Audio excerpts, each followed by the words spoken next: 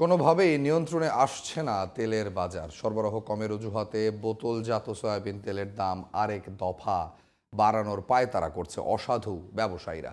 এরই মধ্যে ক্রেতাদের গুনতে হচ্ছে বাড়তি টাকা। বাজার নিয়ন্ত্রণে সরকারকে আরও কঠোর হতে বললেন ক্ষুব্ধ ক্রেতারা। সাইরাস মাহমুদের রিপোর্ট।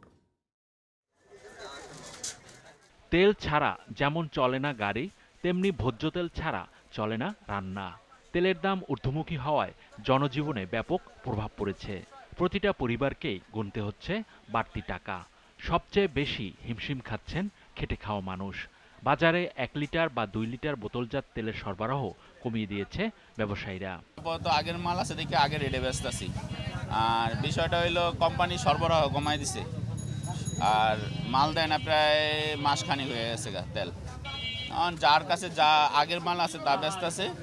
আবার কিছু কিছু কোম্পানি কালকে যেমন কমিটমেন্ট দিছে আমার পোলার চাল নিতে হবে, তাহলে আমি কিছু তেল দিব আর কি।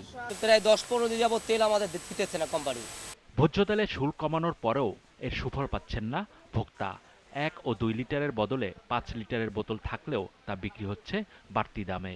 তাই খোলা সয়াবিন ও পাম অয়েলের দিকেই ঝুঁকছেন সাধারণ মানুষ, কিন্তু তার দামও একেবারেই কম নয়। বহুত ধরনের ছলনা ধরে আসতেছে না, হেরা পাইতেছে না, হেরা টাকা দিছে কোম্পানিরে, কোটি কোটি টাকা দিছে, কোম্পানি ওদেরকে দিচ্ছে না, হেরা আমাদেরকে দিচ্ছে না। এখন কি তেল কি ব্লেকে বেচে ফেলায় নাকি আমাদের দোকানে একটা তেলও নেয় যে 3 সপ্তাহ ধরে। বোতল তেল শর্ট মার্কেটে, কোম্পানির সাপ্লাই শর্ট দিতেছে না। প্রায় 20 দিনের ভিতরে মনে 5 লিটার পাই নাই। ওই দিনকে তীরের মনে 2 কার্টন দিছে। আর রূপচাঁদা দেখা গেছে কালকে খুব কষ্ট করে 1 কার্টন আনছি ডিলারের থেকে। সবারই তেল লাগে খাওয়া, তাই না? তেলটা দেয় না, নাই, কোম্পানির কাছে বলে নাই। সরকারের নানা উদ্যোগের পুরোপুরি সুফল পেতে বাজার তদারকি চলমান রাখা এবং টিসিবির মাধ্যমে পণ্য বিক্রির আওতা বাড়ানোর উপর জোর দিয়েছেন ভোক্তারা। ভাই তেল কিনতে আইছিলাম, সারা সেভাবে ঘুরে নভেম্বরে আসছি, আইসে একটা দোকানে তেল পাইছি, তাও 2 লিটার একটা তেল পাইছি। তেল নাই, সব দোকানদার বলতে আছে তেল নাই, তেল তাকে নাকি কোম্পানি দিতে আসে না, এটাই সবাই বলতে আছে, কোনো দোকানে তেল পাওয়া যাচ্ছে না।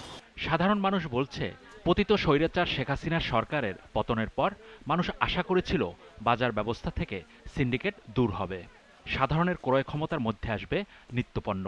কিন্তু এখনও সেই ফ্যাসিস্ট সরকারের দোসর ব্যবসায়ীরা সক্রিয় থেকে বাজারকে করে তুলেছে অস্থিতিশীল।